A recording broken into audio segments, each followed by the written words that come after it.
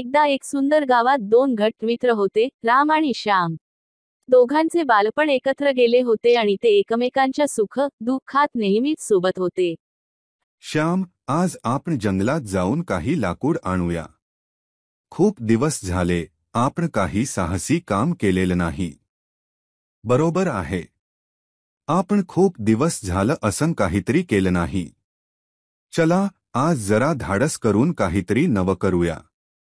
दोघेही जंगलाच्या दिशेने निघाले. चालताना त्यांनी गप्पा मारत मस्ती केली. हे बघ, किती सुंदर जंगल आहे. असं वाटतं इथे नेहमीच येत राहावं.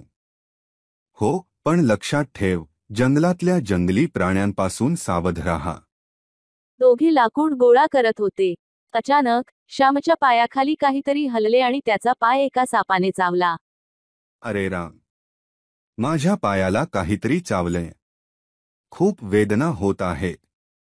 राम घाबरला पण त्याने लगेच धीर धरला. श्याम, काळजी करू नकोस.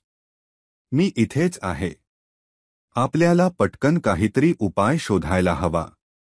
राम श्यामला उचलून जवळच असलेल्या एका डोंगराजवळील हेर्बल वैद्याकडे घेऊन गेला. तिथे वैद्याने त्याच्यावर उपचार केले. चांगलं केलंस, राम. तू वेळेवर श्यामला इथे आणलंस म्हणून त्याचे प्राण वाचले.